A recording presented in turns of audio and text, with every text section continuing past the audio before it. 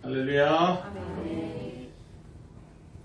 문득 어릴 적에 봤던 이솝 이야기가 생각이 났습니다. 원래는 다른 것을 준비했는데 기도하다가 이 이솝 이야기가 왜 떠오르는지는 모르겠는데, 우리가 알고 있는 이솝 이야기 중에 어리석은 강아지가 나오는 것이 있습니다. 이 강아지는 생선을 물고 기분 좋게 얻어서 겨울을 지나가다가 비슷하게 생긴 아가 그 겨울에 비치면서 생선을 물고 있는 겁니다.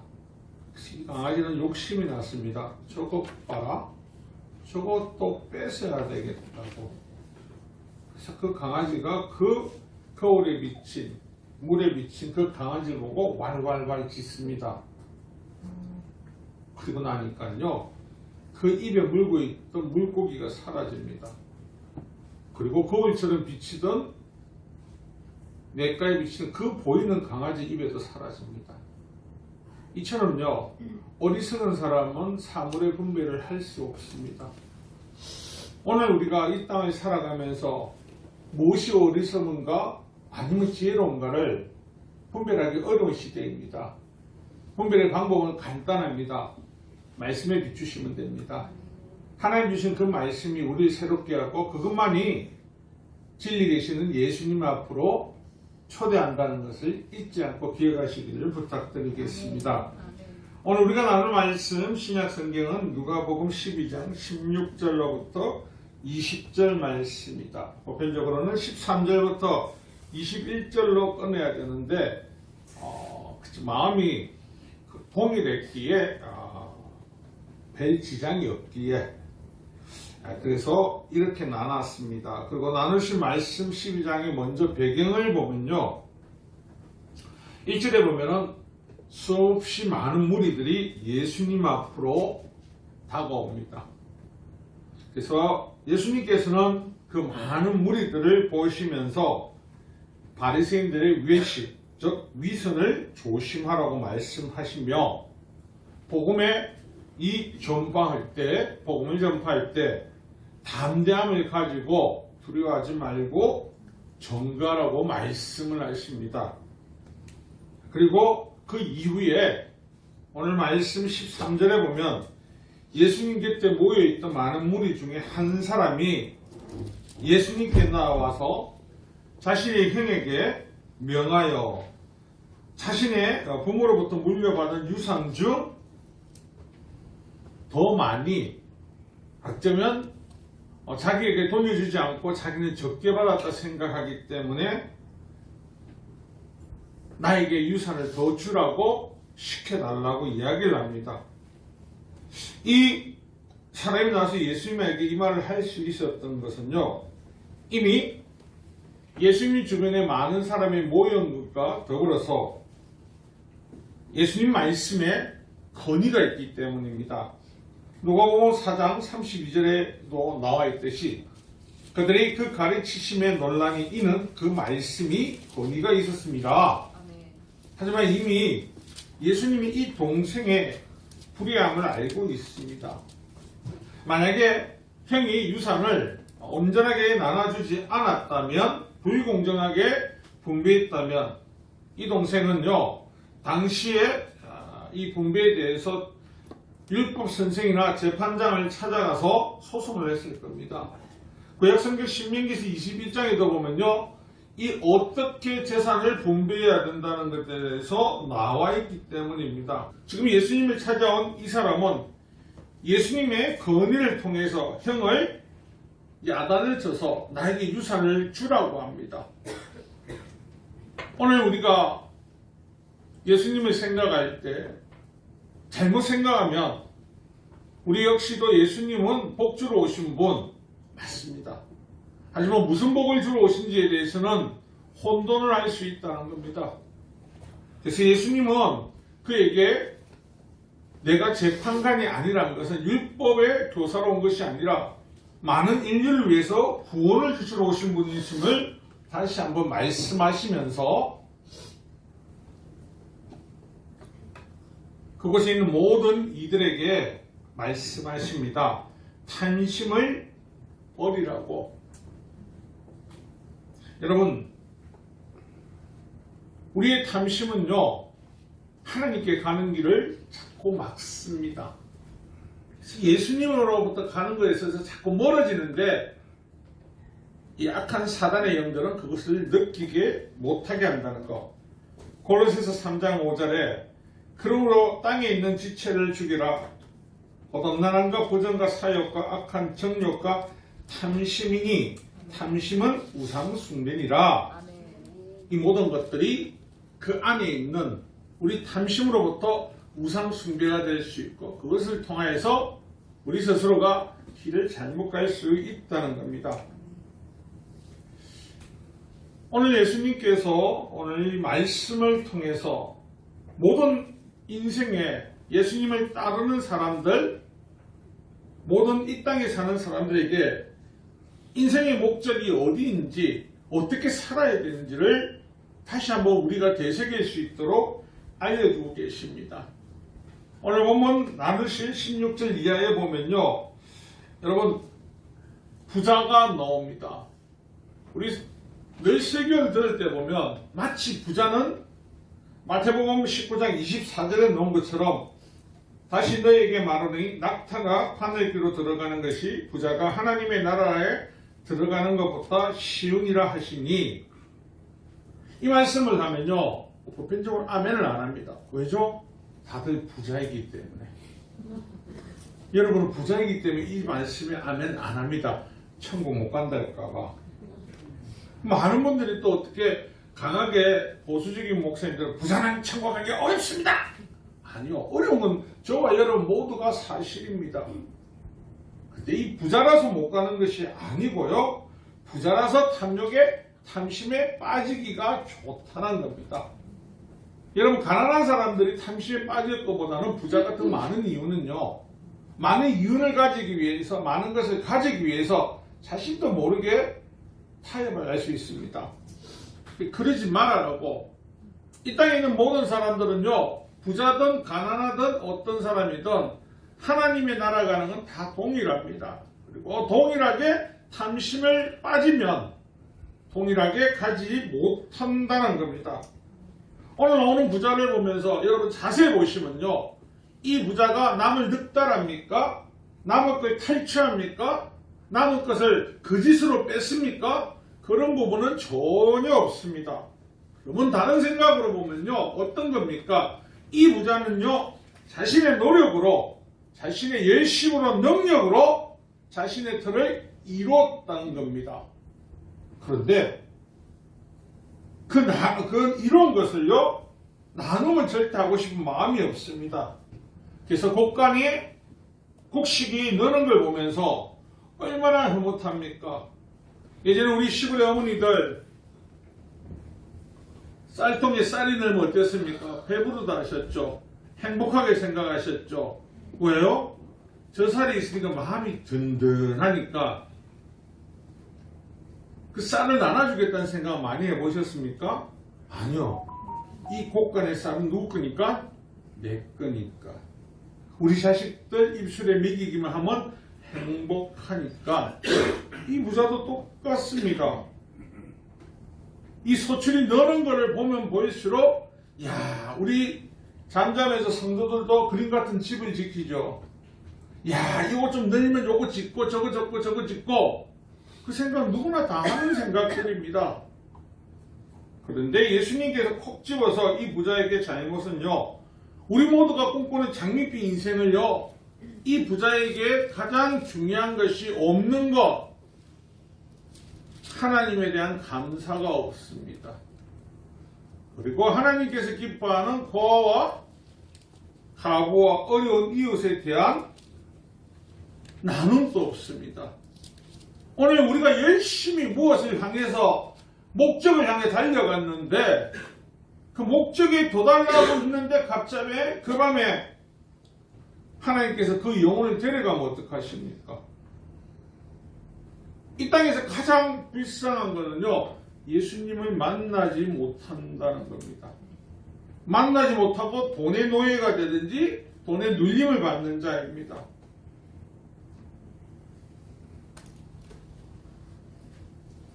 야고보서 1장 27절에 하나님 아버지 앞에서 정결하고 더름이 없는 경건한 곧 보아와 가부를 그 환난 중에 돌보고 또 자기를 지켜 세속에 물들지 아니하는 것이라. 부자라도 그렇게 사시면 아무 문제 없습니다. 신명기 10장 18절에는요. 보아와 가부를 위하여 정의를 행하며 나그네를 사랑하여 그에게 떡과 옷을 주시나니 이것이 하나님의 백성들이 해야 될 일입니다. 그런데 혼자 감춰놓고 어르신들 옛날 혼자 감춰놓고 손주 말고는 주지 않던 꽃감처럼요. 자신의 배부름을 위해서 다 쓰지 말라는 겁니다. 그래서 그런 탐심에 탐욕에 빠지다 보면요. 예수님의 자녀라도 잘못된 길을 갈 수가 있습니다. 탐욕에 빠지면요. 원치 않는 길을 걸어갈 수 있다는 겁니다. 구약성경 사무엘 상 25장에 보면요. 마온 땅 갈렙 부근에 나발이라는 아주 강력한 돈을 가지고 있는 부자가 나옵니다. 그의 재산을 보면요. 욥기에 나오는 욥의 재산보다는 작지만 당시 팔레스타인 지역의 살림으로 보면 엄청난 재력을 갖고 있습니다. 사무엘상 25절 2절에 보면요. 그의 재산을 이야기할 때 양이 3,000마리요 염소가 1,000마리이므로 오늘날 또 양이 3,000마리면요 부자 맞죠? 아닙니까? 요즘 양 한 마리 얼마입니까? 염소 한 마리 얼마입니까? 50에서 60. 예, 60만원. 1,000마리만 뭐 60, 600, 6천, 6억이네요. 양 하면 60에도 3,000마리 같으면 18억. 부자 많네요. 그죠? 엄청난 걸 많이 갖고 있네요. 그런데 고대 사회에서 보통 여인을 데리고 갈 때 낙타 2마리, 3마리 아니니까 많이 주면 그걸 비교하면 어떻습니까? 이 사람은요 엄청난 부자라는 것을 성경이 우리에게 이야기하고 있는 겁니다. 그런데 이 3절에 보면요. 이 남자의 성품을 보면요. 남자는 완고하고 행실이 악하다고 나옵니다. 아니 부자인데 그래서 요즘 나온 말이 뭐죠? 갑질이죠. 갑질. 갑질은 오늘은요. 부자가 아니라도 누구나 할 수 있는 게 갑질인데 예전에는 갑질에 주 쓸 수 있는 사람들은 부자들만 쓸 수 있었습니다. 그래서 또 성격 또한 완악하다고 나와 있는데 당시 다윗이 사울을 피해서 이 갈렙 부근의 강야에 있을 때 그곳이 또 나발의 양을 치는 주던지였습니다. 그럼 어떨까요? 당시 다윗은 힘은 있습니다. 그죠? 가서 저 좀 줘, 거기 좀 줘. 그럼 뺏어가면 되죠. 나쁜 사람은 뺏어가겠죠. 힘이 곧 세력이니까. 그런데 소문에 들려옵니다. 오늘 양털을 깎는 날이라고. 고대사회에서 양털을 깎는 날은요 대규모 축제날이라고 말씀드렸습니다. 당시 양털은 고기만큼 우유만큼이나 큰 소득원이었거든요. 그래서 양털을 깎을 날은 보편적으로 6월절이 지난 초여름이며 또 이 시기는 곡물이 추수하는 날이고 또 목자들은 이 양털을 깎는 날이 1년 월급을 받는 날입니다. 그래서 대체적으로 이 날을 모두가 기뻐서 대축제의 날로 보냅니다.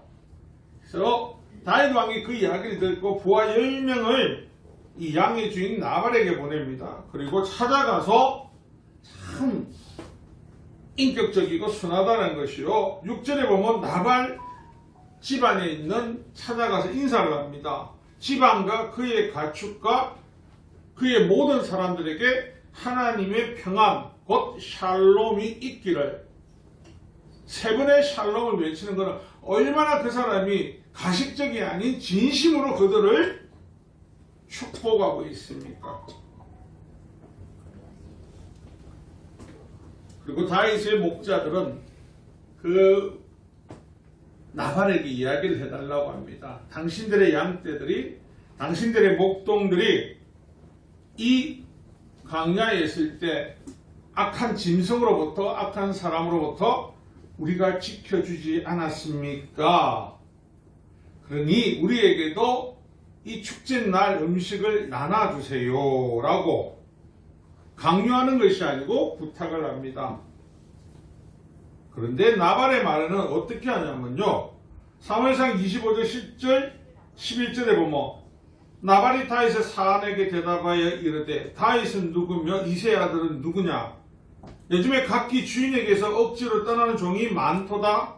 내가 어찌 내 떡과 물과 내 양털 깎는 자를 위하여 잡은 고기를 가져다가 어디서 왔는지도 알지도 못하는 자에게 주겠느라 하는지라.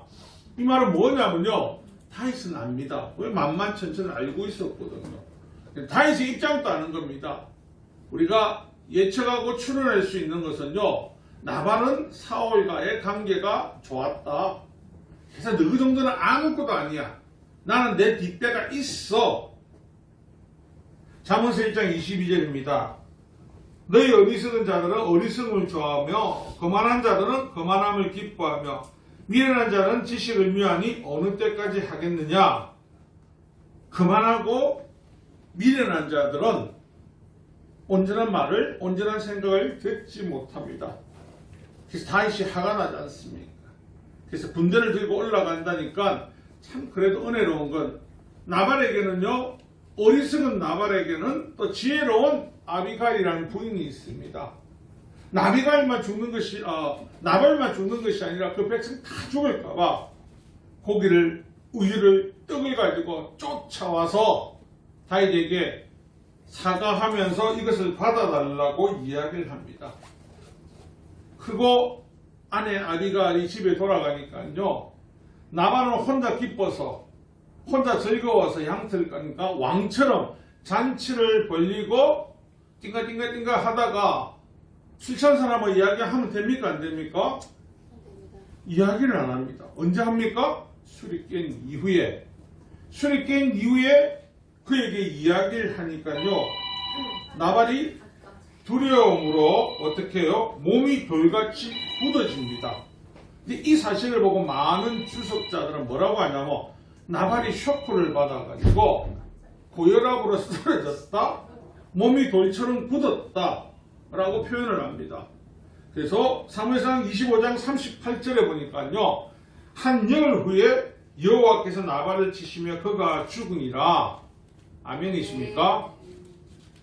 뭐 아무 감각이 없으십니까? 나발이 어떻게 됐다고요? 죽었다고요. 왜요? 하나님이 치심으로.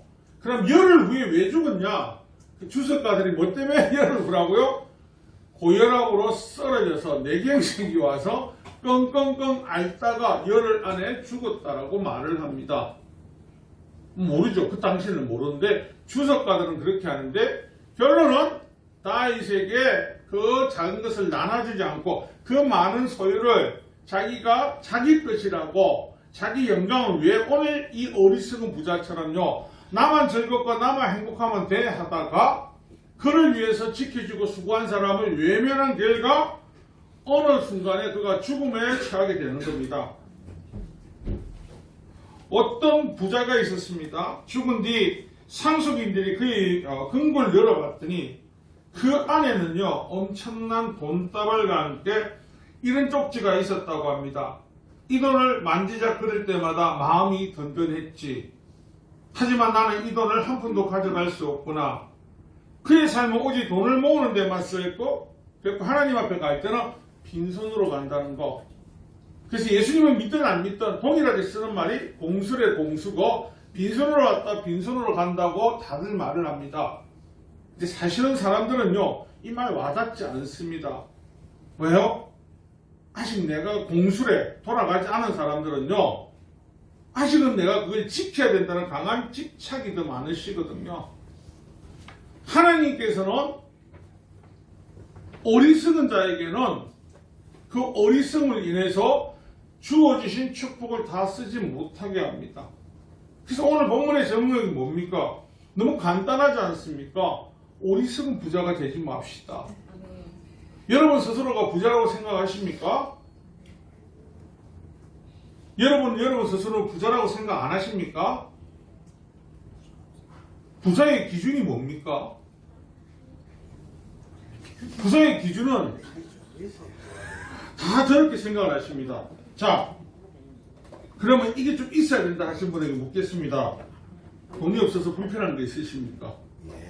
돈이 없어서 못 하시는 거 있으십니까? 저는 자꾸 거짓말을 하면 누가 기뻐한다고요? 마귀가요. 마귀가 어떻게 한다고요? 탐심을 집어넣는다고. 여러분, 예전에 부자라는 기준은요, 새끼밥 든든히 묵고 간식 사 먹고 할 정도만 되면 부자였습니다. 여러분 혹시 차비가 없어 걸어 다니신 분 있습니까? 걸어 다니시냐고요? 걸어는 못 가요. 다리가 아파서. 그런 저는 못 건담이에요. 제 말은요, 차비가 없으셔서 걸어 다니신 분 계시냐고요? 차비는 다 있습니다. 저는 지하철 타고 집사님 공짜잖아. 버스를 타야 되니까. 버스 공짜 아닙니까? 말은 해도 아직까지 하고 있는 것 같은데. 그거 아직 공짜 아닙니까? 예. 지하철만 공짜입니까? 지하철만 공짜입니다. 그러면 집을 이사 가세요. 지하철 있는 데로.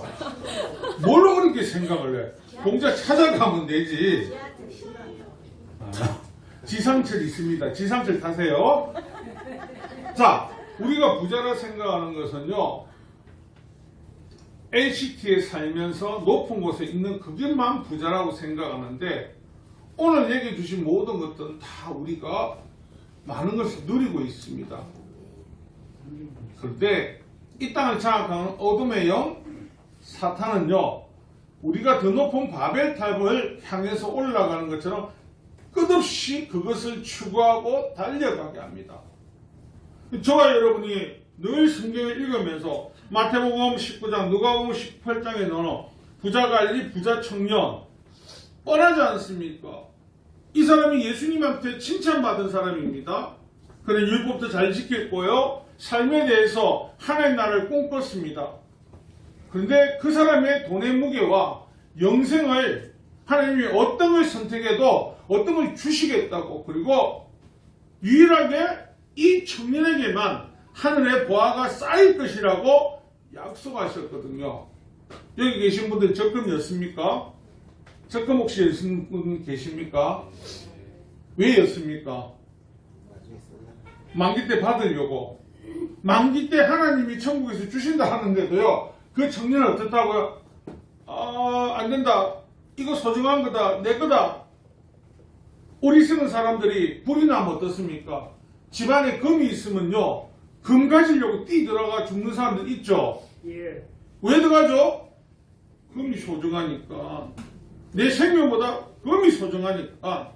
드롭들이 너무 많지. 이 사람들은 늘 이 탐욕이란 탐심이요, 내 생명보다, 내 영생보다 더 중요하다고 생각할 때가 있습니다.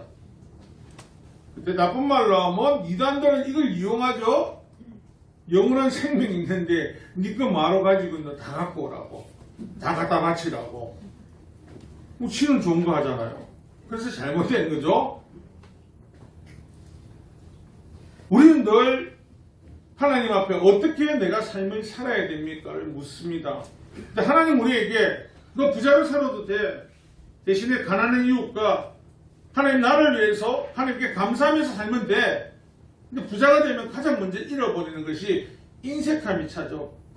어리석은 부자는요, 하나님 앞에 그리고 이웃들한테 하는 걸 인색해집니다. 이러면 충분하겠지. 여러분, 우리가 잘 알고 있는 록펠러라는 사람이 있습니다. 그가 어릴 때 가난할 때 첫 수입 1달러 50센트를 벌일 때 어머니가 말씀하셨습니다. 예, 하나님께 반드시 11조를 드려야 한다고. 그때부터 그는 평생 11조를 철저히 드렸습니다. 그리고 그가 수백만 달러의 11조를 드릴 때 그 훈련이 없다면 안 되겠죠. 그렇지만 이렇게 말하면 우리는 다 이 사람이 처음부터 고난이 없었겠네. 아니요.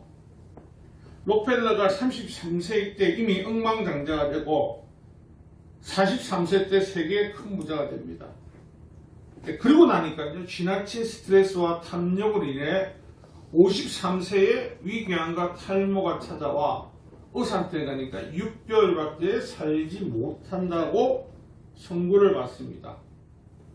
하늘이 무너지지 않겠습니까? 어떻게 지켜왔고 모아왔는데 이제 6개월 남았네. 그 이유는 오늘 어리석은 부자가 어떤 삶을 살고 있습니까? 국가를 세우는데 열중을 다하고 그걸 보면서 즐기려고. 가난한 집 사람 집에 담이 높습니까? 부자 담이 높습니까? 왜 부자 담이 높을까요? 시킬 게 많으니까요. 가난한 사람은요, 문 열어놓습니다. 왜요? 가져갈 게 없는데. 뭐 와봐야 보태줘야 되는데 문 잠그기는 귀찮고로. 부자 집은 가면요, 열쇠가 3개, 4개 됩니다. 불안하니까. 그가 이토록 많은 돈을 가졌으면 얼마나 불안했겠습니까? 보디가드를 데리고 다녀야 되겠죠? 근데 그가 깨달음을 얻습니다. 자신의 재산을 지키는 데에서 이제는 변화되어서 이웃을 위해 돈을 쓰겠다고. 그러고 나서 그가 병원, 학교, 교회, 선교단체 아낌없이 자기 재산을 흘려보냅니다. 53세에 6개월 남은 인생이요, 98세까지 장수를 합니다. 또 일간에는 록펠러가 뭐다 하는 말이 있는데 확인되지 않은 건 우리가 다 알 수 없지 않습니까? 근데 하나님께서 우리에게 주신 사명은요, 복음을 위해서 이른 비와 늦은 비를 풍성하게 주신 것은 그 복음을 위해 사용하라는 겁니다. 그래서 누가복음 6장 38절에 주라 그리하면 너희에 줄 것이요 곧 후이되어 누르고 흔들어 넘치도록 하여 너에게 안겨주리라. 아멘이십니까? 아멘. 예. 별로 안 받고 싶네. 아멘 소리가 와 일로. 하나님께서 어떻게 주신다냐면요, 여러분들 뭐 사러 갈 때, 아이스크림 집에 갈 때, 대박에 뭐 가지러 갈 때 어떻게 달랍니까? 꾹꾹 눌리가지고 꾹꾹 눌리주세요 하시죠. 예. 마음 안다니까. 그래서 너희에게 줄 때 흔들어서 누르고 빈틈없도록 해주겠다고. 아멘. 그게 하나님 우리에게 주신 마음입니다. 아멘. 여러분, 어리석은 부자였지만 지혜로운 부자로 변화된 사람을, 한 사람을 꼽으라면요, 누가복음 19장에 나오는 삭개오라는 사람입니다. 여러분 입장에서, 우리 입장에서 삭개오를 볼 때 그는 성공한 사업가입니다. 여러분, 대한민국에서 자, 우리가 생각할 때 재벌을 욕 안 하시는 분들 계십니까? 여러분, 재벌들을 막 무조건 칭송하고 박수치고 훌륭한 사람이라고 하십니까? 아니지 않습니까? 그 삭개오는요, 이스라엘 민족에서 보지 마시고, 그의 장사 수원을 볼 때 로마 쪽에 가 있었지만 세금장이 되어서 세금을 장사의 사업의 수완을 통해서 많은 돈을 가져왔습니다. 그래서 19장 2절에 보면요, 삭개오라 이름한 자가 있으니 세리장이요 또한 부자라고 나옵니다. 왜 부자라고 콕 집어서 했냐면요, 사업적 수단으로는요 머리 천재라는 겁니다. 근데 돈을 벌어도 삭개오는 허한 것은요 버릴 수가 없습니다. 왜?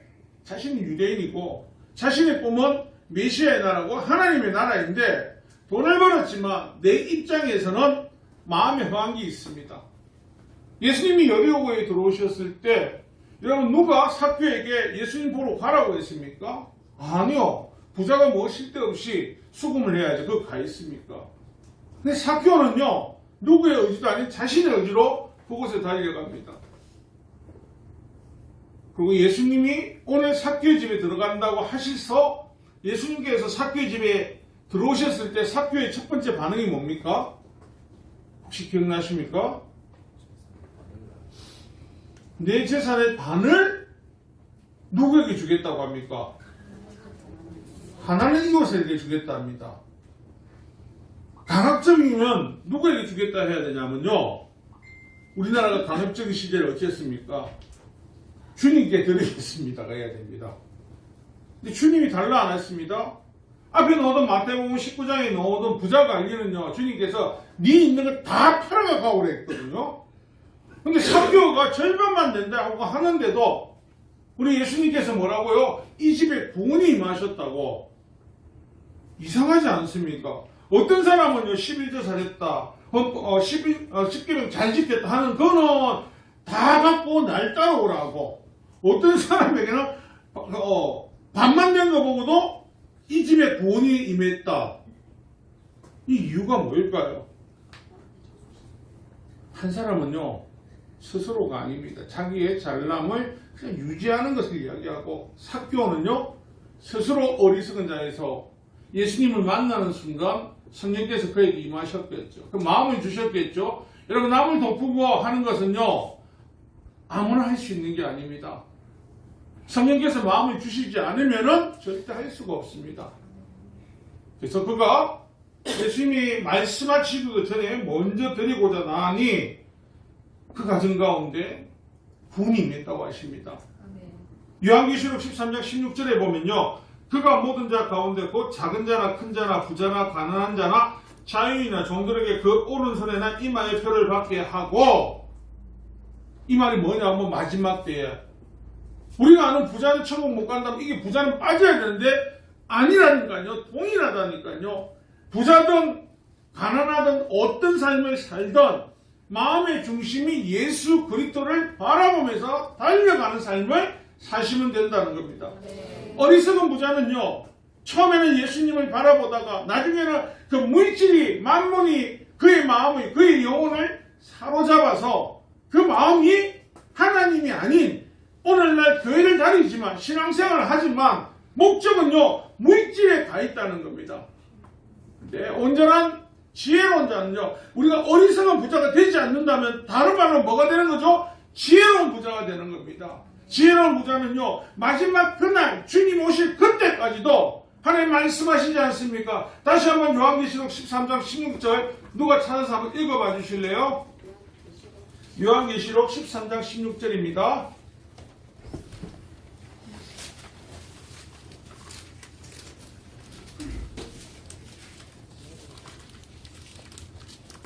그가 모든 자, 곧 작은 자나 큰 자나 부자나 가난한 자나 자유인이나 종들에게 그 오른손에나 이마에 표를 받게 하고, 아멘. 17절에 뭐죠? 누구든지 이 표를 가진 자 외에는 매매를 못하게 하니, 이 표는 곧 짐승의 이름이나 그 이름의 수라. 아멘. 받지 말아야죠. 부자나 관리나 모든 사람에게 동일하게. 그 천국의 소망은요, 가난하다고 들어가고 부자라고 못 가는 게 아니라는 겁니다. 사랑하는 성도 여러분, 어리석은 부자는요, 자신도 모르게 탐심에 빠져서 하나님과 만몬을 동일하게 보게 됩니다. 그런데 지혜로운 자는요, 모든 것의 주인이신 하나님이 최우선적이 된다는 겁니다. 오늘 예수님께서 이 어리석은 자들에게 보여주셨던 것이 아니라 이걸 통하여서 우리에게 아브라함 같은 축복이, 이삭과 같은 축복이 우리 삶 가운데 끊임없이 유지되고 부어주시는 것을 믿고 따르게 하신다는 것을 기억하시고, 어리석음을 버리면 비로소 지혜로워지고, 나의 교만과 탐심을 버리면 예수님이 주시는 그 참된 복이 보이는 것을 기억하시고 나아가는 저와 여러분 되시기를 주님의 이름으로 축원합니다.